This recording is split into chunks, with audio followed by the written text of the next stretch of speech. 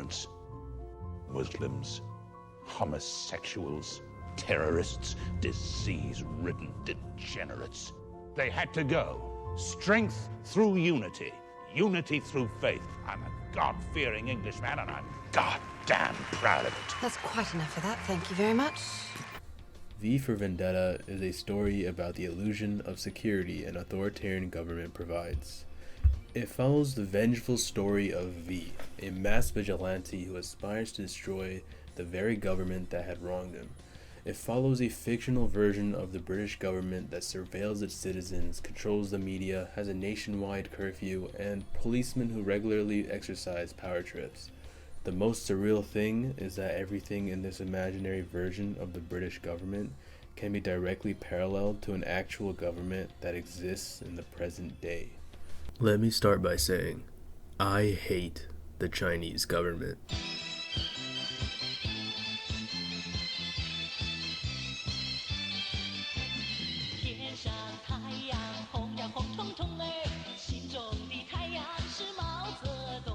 It's a carbon copy of this V for Vendetta version of the British government, but is arguably worse. The recurring theme in both of these governments is that all the wrong that they do is justified because it's necessary to maintain the nation's security and protect its citizens. They have over 500 million cameras, each with facial recognition technology. They control the media directly, keeping political and economical information severely restricted from the public. They silence out-of-line journalists, heavily restrict internet use, and put Muslims into concentration camps. In V for Vendetta, there's an incident that occurs at St. Mary's Orphanage that involves a virus. The virus was deadly, and in order to halt its spread, the government instilled a strict lockdown. The virus was made by the government and released into the public in order to enable more control over its citizens. Just like the government during the outbreak at St. Mary's that they themselves fabricated in V for Vendetta, the Chinese government took similar, well, definitely worse precautions in light of the COVID-19 outbreak. Now, I don't know if they made COVID-19 in a lab with the intention of releasing it onto its citizens, but I wouldn't be surprised if they did. The zero COVID policy has allowed them to have even more control over citizens than they had pre-COVID. They would have constant PCR tests to make sure citizens were COVID-free, and the government would weld doors shut to apartments where positive cases were found, so that people would be physically prevented from leaving their homes, and many citizens would starve from not being able to go out and do basic shopping. In one such tragic case, a quarantined building caught on fire, but the response to the fire was halted due to the doors being sealed shut. 10 people died and 9 were injured in the incident. Among the victims, one was a 3-year-old child. Now, the media was heavily censored in regards to COVID. The government would only report good news, that they were successfully combating the disease and that everything that was going on was going according to plan. But that was far from the case. A YouTube journalist named Chris Lee, in efforts to show what was really going on, would upload videos of what was being censored by the Chinese media online. He would cover the actual state of China amidst the COVID-19 outbreak and would interview citizens to capture how they felt about the situation. However, this would not go unnoticed by the Chinese government. He was tracked down and told by a man in an unmarked vehicle to surrender. He sped away and uploaded this video titled SOS. 各位网友，我现在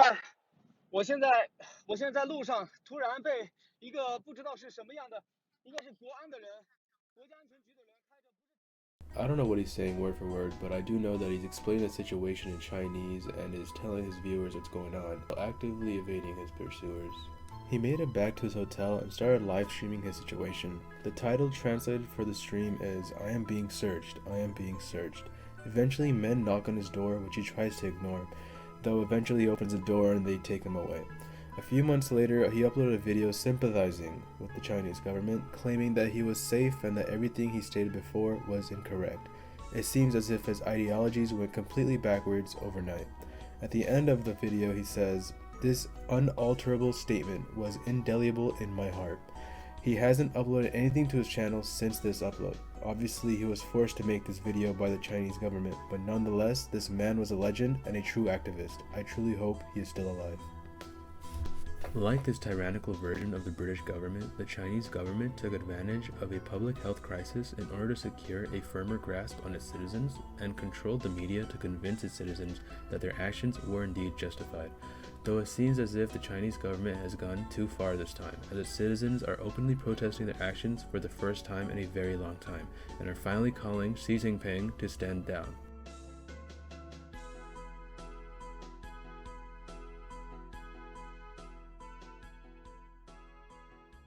Now I want to talk about a different story called Saga, written by Brian K. Vaughan. Saga is a comic book series that takes place in a world vaguely similar to Star Wars, filled with space travel, magic, and of course, political conflict.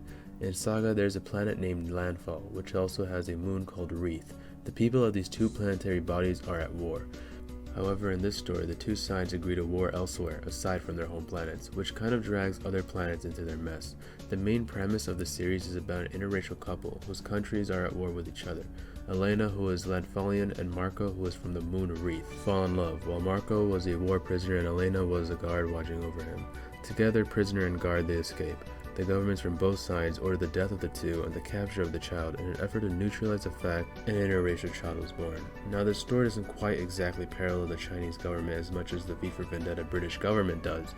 However, the idea of both these governments actively trying to prevent interracial relations is very similar to a humanitarian crisis that's going on in China right now. Instead, it's more of a one-sided fight. The oppression of the Uyghur Muslims is one of the most atrocious humanitarian crises in the world. It mirrors the concentration camps of Nazi Germany during World War II, and it is infuriating. The Uyghur Muslims of China are a group of people from northwestern area of Xinjiang and are a majority Turkic-speaking. However, ethnic Kazakhs and Uzbek Muslims are also targeted. The government calls these camps, quote-unquote, vocational education and training centers. Information on what happens in these camps is limited. Interviews of detainees find that the camps induce torture and degrading treatment. Now, one thing that occurs at these camps is forced sterilization and abortion of Uyghur Muslims in an effort to essentially eradicate an entire race of Muslims and prevent interracial affairs between the Chinese and Uyghur Muslims. It doesn't end there though. Now I'm Muslim, and one of the cardinal sins and absolute rules of Islam is the forbidden consumption of pork and alcohol. And within these camps, the Uyghur Muslims are forced to eat pork and drink alcohol. It's truly insane how much the Chinese government gets away with. Biometric data of Uyghur Muslims are also stored into a database. A haunting tale of an Uyghur poet and filmmaker named Tahir Hamid Isgil, who now lives in the US, describes having their blood, iris, fingerprints, and voice recordings collected by the Xinjiang police to be inputted into a biometric database. The oppressive surveillance tactics of the government is also used to find and confirm any Uyghur Muslims within the Chinese populace. In one case, the bidding documents revealed that the police from a county in Guangdong bought phone trackers with the hope of detecting Uyghur to Chinese dictionary apps on phones. This information would indicate that the phone most likely belonged to someone who was a part of the heavily surveilled and oppressed Uyghur ethnic minority. Hey, did you think it couldn't get any worse? The Chinese government again executes and harvests the organs of incarcerated prisoners. However, this practice is also applied to Uyghur Muslims kept in detention. As the UN states, forced organ harvesting in China appears to be targeting specific ethnic, linguistic, or religious minorities held in detention, often without being explained the reasons for arrest or given arrest warrants at different locations. We are deeply concerned by reports of discriminatory treatment of the prisoners or detainees based on their ethnicity and religion or belief. But why? Why is China targeting the Uyghurs? Interestingly enough, the impact of 9/11 made its way over to China, as they immediately started targeting Uyghur Muslims after the terrorist attack. They had a heavy campaign against terrorism, and in turn, Muslims. It was a very worrying Islamophobic campaign that led to the humanitarian crisis that we see now. Well, how does this tie back to Saga? Fear. Fear that the government lacks control, fear of decreasing nationalism, and the fear of being inferior.